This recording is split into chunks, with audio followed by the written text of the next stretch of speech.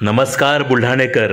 आपल्या संपूर्ण कुटुंबासह तसेच मित्रपरिवारासोबत विविध पदार्थांचा आस्वाद घेण्यासाठी veg non veg family restaurant hotel sunrise. Birthday party, kitty party, outdoor party, get together, corporate party असो की लग्न सोहळा, Italian, Mexican, continental, Thai, Punjabi आणि इंडियन डिशेसचा अप्रतिम स्वाद. फॅमिलीसाठी स्वतंत्र व्यवस्था. हॉटेल सनराइज, जयस्तंभ चौक, जिल्हा परिषद गेट जवळ, चिखली रोड, बुलढाणा.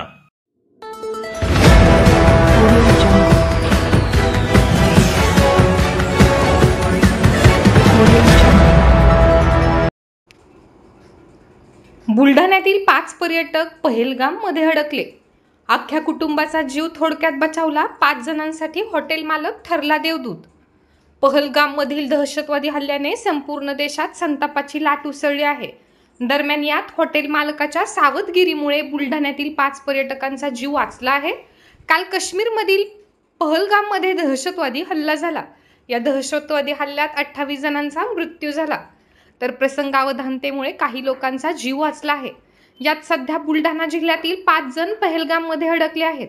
काल पहलगाममध्ये फायरिंग झाली तेव्हा 5 जण तेथील हॉटेलमध्येच होते. बुलढाण्यातली ही 5 जण हॉटेल बाहेर पडणार होते तेव्हाच हॉटेल मालकाने त्यांना थांबवले. त्यांना सांगितले की फायरिंग सुरू झाली आहे, बाहेर फिरायला पडू नका. बुलढाण्यातील 5 जण 18 तारखेला फिरायला जम्मू काश्मीरमध्ये गेले होते. यामध्ये 3 पुरुष व 2 महिला आहेत.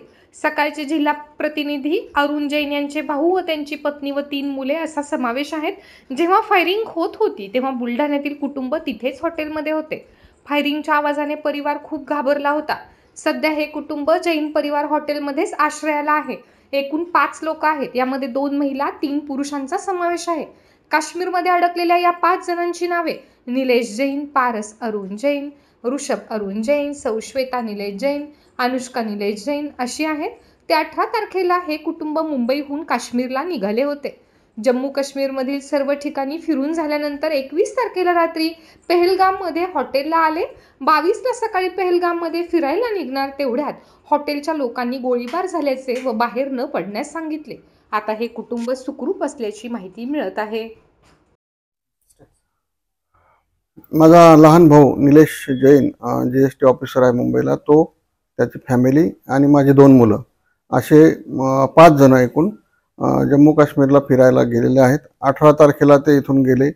श्रीनगर आणि बाकीचे ठिकाणं पाहून पहलगामला ज्यावेळी घटना घडली ज्यावेळी ही चकमक झाली किंवा गोळीबार झाला त्यावेळी ते त्या ठिकाणापासून अवघ्या 2 किलोमीटरवर अंतर असलेल्या हॉटेलमध्ये मुक्कामी होते. परंतु त्यांना तातडीने माहिती मिळाली हॉटेल प्रशासनाकडून की तुम्ही आता फिरायला जाऊ नका आणि इथे गडबड झालेली आहे. त्याच्यामुळे ते थोडक्यात बचावले आणि आता ते सुखरूप आहेत. त्यांच्याशी सातत्याने संपर्क आमचा सुरू आहे. शासनाने महाराष्ट्रामधील जेवढे पर्यटक जम्मू काश्मीरला गेलेले आहेत त्या सर्व पर्यटकांना तातडीने आजच्या आज कसं परत मुंबईला आणता येईल आणि त्यांच्या आप्तेष्टांचा, नातेवाईकाचा जीव भांड्यात पडेल अशी व्यवस्था करावी, अशी एवढी शासनाला विनंती आहे. आम्ही दिनांक 18 एप्रिलला काश्मीर टूरसाठी इथे श्रीनगरला पोहोचलो होतो. 18ला 3 दिवसाचा आमचा सोनमार्ग, गुलमार्ग व श्रीनगरचा टूर संपवून परवा रात्री आम्ही पहलगामला आलो. काल दुपारी जेव्हा आम्ही इथून फिरण्यासाठी बाहेर निघण्याची तयारीत होतो तेव्हाच आम्हाला हॉटेलच्या मालक व इच्छा कर्मचाऱ्यांनी कल्पना दिली की बाहेर फायरिंग सुरू आहे, त्याच्यामुळे इथून बाहेर पडू नका. त्यानंतर आम्ही टीव्हीवर व इतर ठिकाणी बातम्या बघितल्या. प्रकरणाची गंभीरता कळाली. त्याच्यामुळे आता इथे फिरण्याचा किंवा थांबण्याचा आमचा उत्साह मावळलेला आहे. आम्हाला त्वरित इथून बाहेर निघायचं आहे. तरी शासनाला विनंती आहे की आमची इथून बाहेर निघण्याची व्यवस्था करावी ही विनंती.